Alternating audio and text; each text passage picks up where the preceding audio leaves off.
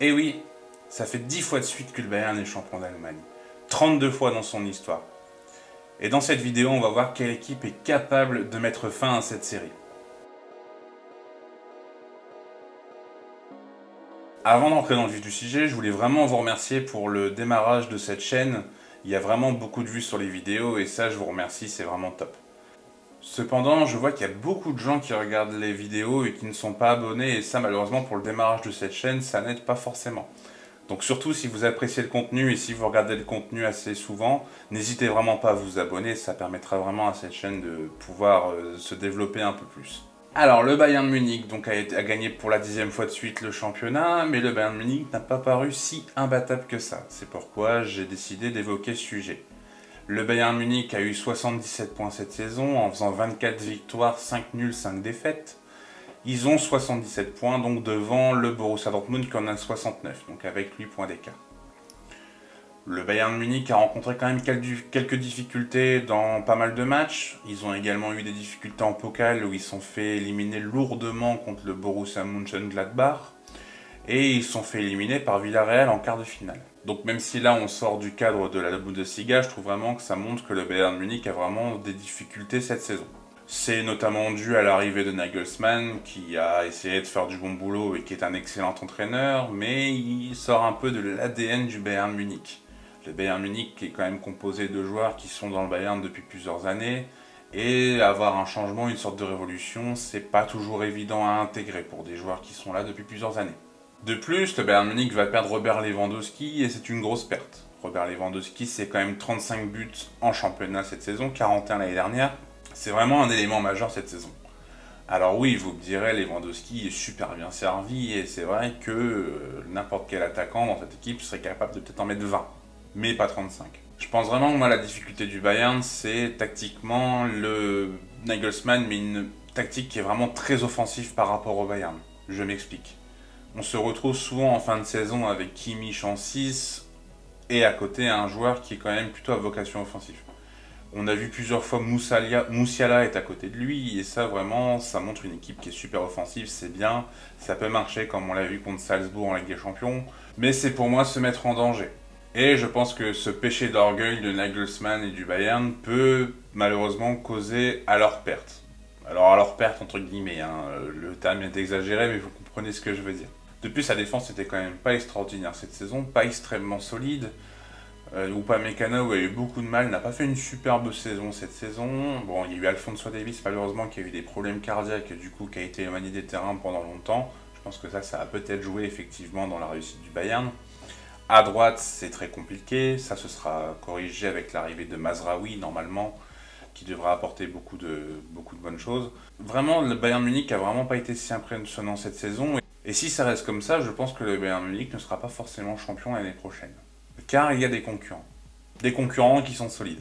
Quand on parle du championnat allemand et qu'on parle du Bayern Munich, forcément on oppose assez naturellement son rival, qui est le Borussia Dortmund. Le Borussia Dortmund, lui, va connaître une révolution cet été. Effectivement, je vous conseille la vidéo du Grand Vigie que je vous mettrai en description qui vous parle de tous les joueurs qui vont quitter le Borussia Dortmund. Donc le Borussia Dortmund va commencer une révolution et c'est pareil, du coup ça va mettre un peu de temps peut-être à intégrer le projet. Donc pour moi le Borussia Dortmund ne sera sûrement pas champion l'année prochaine vu tous les changements, même si ça peut arriver, hein, mais je pense que ce sera compliqué. Par contre le Borussia Dortmund va vraiment devenir un prétendant très solide. Ils se sont améliorés défensivement, ce qui était vraiment leur gros défaut. Donc la défense va être améliorée grâce à l'arrivée de Schlotterbeck, qui est le grand espoir du football allemand, qui est arrivé en provenance de Fribourg. C'est vraiment un super coup. Et il y a également l'arrivée de Niklas Süle, qui est un excellent défenseur et qui va apporter vraiment beaucoup de solidité à cette défense. Vraiment, la paire Süle-Schlotterbeck, j'ai vraiment hâte de la voir. Le Borussia Dortmund, par contre, perd Erling Haaland, qui était important au club, même s'il manquait quand même beaucoup de matchs suite à des blessures. Il va être remplacé par Karim Adeyemi, qui pour moi peut devenir un excellent attaquant et s'adapter très rapidement à la Bundesliga. Et il n'y a pas que lui. Il y a également Daniel Malen et Moukoko qui peuvent jouer dans l'axe. Ça vraiment, je pense que le départ de Haaland ne posera pas tant de mal que ça au Borussia Dortmund. À la fois parce qu'il y a des nouvelles solutions qui peuvent le remplacer et à la fois par son absence quand même relativement fréquente. Donc comme je l'ai dit, je pense que le Borussia ne pourra peut-être pas gagner directement le titre l'année prochaine, mais en tout cas ce sera un très sérieux concurrent à cette Bundesliga dans les années à venir. Ça j'en suis sûr. Pour moi, le vrai concurrent l'année prochaine de la Bundesliga, ce sera le Rasenballsport Leipzig. Leipzig, eux, ont connu leur évolution l'an dernier avec le départ de Upamecano et de Konaté en défense centrale et également de Sabitzer au milieu. Nagelsmann a également quitté le club pour partir au Bayern Munich et il y a eu l'arrivée d'un entraîneur. Enfin, je devrais même dire de deux, parce qu'il y a eu Jesse Marsch en début de saison. Malheureusement, ça n'a pas fonctionné. Ils étaient classés 11-12e, donc en décembre, les dirigeants ont décidé d'écarter Jesse Marsch et ils ont mis Domenico Tedesco à la place. Et ça a parfaitement fonctionné. Leipzig a réussi à remonter 4e, malgré quelques défaites évitables, mais on a vraiment vu une équipe monter en puissance. Et l'année prochaine, ce sera vraiment la saison de la continuité. Il n'y a pas vraiment de départs qui sont annoncés du côté de Leipzig. Même Christopher Nkunku, le meilleur joueur de Bundesliga cette saison, devrait normalement rester à Leipzig. Sauf si énorme off, mais de toute façon Nkunku lui ne veut pas partir de Leipzig. Il sait qu'il y a la Coupe du Monde en novembre et s'il veut continuer à se montrer et à être sélectionné, il faut qu'il reste à Leipzig. Il y a d'autres hommes qui sont arrivés l'année dernière et qui ont fait énormément de bien. Pour remplacer en défense centrale, il y a eu Mohamed Simakan en provenance de Strasbourg et il y a également eu Josip Gvardiol qui est excellent. On a également le Dominic Szoboszlai qui monte complètement en puissance, Dani Olmo milieu offensif. En milieu défensif, on a également Konrad Laimer qui est un des meilleurs milieux défensifs du club. Et en attaque, on a André Silva qui est capable de marquer sa 20aine de buts quand il est en forme en Bundesliga. Donc vraiment, Leipzig va être vraiment très intéressant à suivre. Je pense vraiment que ce sera l'équipe vraiment capable de battre cette équipe l'année prochaine du Bayern Munich. Si le Bayern Munich continue à rencontrer quelques difficultés, c'est Leipzig qui les battra. Moi, j'en suis quasiment sûr.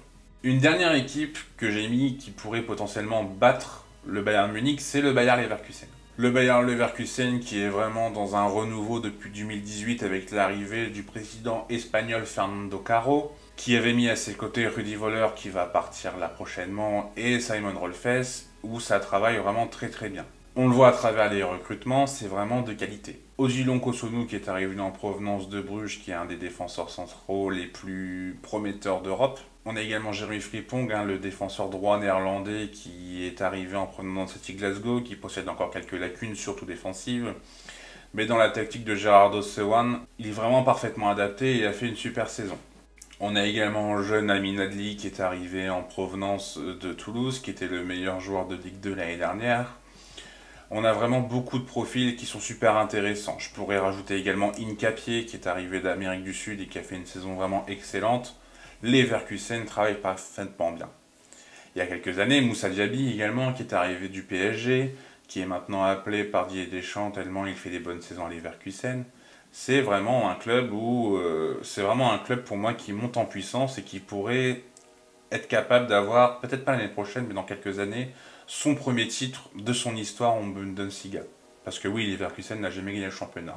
Ce qui est fort également chez Leverkusen, c'est qu'ils n'ont pas que des profils jeunes. Ils ont des profils qui sont là depuis plusieurs années, des profils avec de l'expérience, qui peuvent permettre de contrôler les jeunes. On a Aranguiz, on a Jonathan Tah qui a 26 ans, mais qui est dans le club depuis plusieurs années, donc on peut le considérer comme un cadre. Il y a Patrick Schick qui n'est pas non plus si vieux, mais il a eu fait tellement de clubs qu'il a une expérience quand même qui est notable, considérable. On a Karim Bellarabi, on a Radeki au but. C'est vraiment une équipe qui est pour moi parfaitement mélangée entre cadres et jeunes, et c'est une équipe qui doit continuer à progresser et qui peut prétendre vraiment, comme je l'ai dit préalablement, au titre sans souci.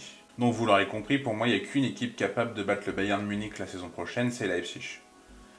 Borussia Dortmund et Leverkusen pourront le faire dans l'avenir sans souci, mais à mon sens, pour l'instant, ils ne sont pas encore prêts à pouvoir aller chercher cette première place. En tout cas, Munich va vraiment devoir perdre moins de points bêtement et va vraiment devoir devenir plus sérieux sur certains matchs, car Leipzig est vraiment en train de monter en puissance et je pense que Leipzig peut vraiment gagner son premier titre cette saison. Peut-être qu'il y a d'autres clubs qui vont se montrer et on ne s'y attendra pas, comme Wolfsburg en 2009, on se rappelle de cette équipe magnifique avec la paire Graffité et Dzeko qui nous a vraiment surpris et a vraiment fait une super saison. Mais bon, ça malheureusement je ne peux pas le prévoir à l'avance.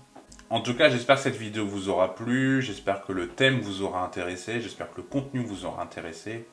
Encore une fois, n'hésitez pas à vous abonner si vous voulez voir d'autres contenus et si le contenu vous plaît.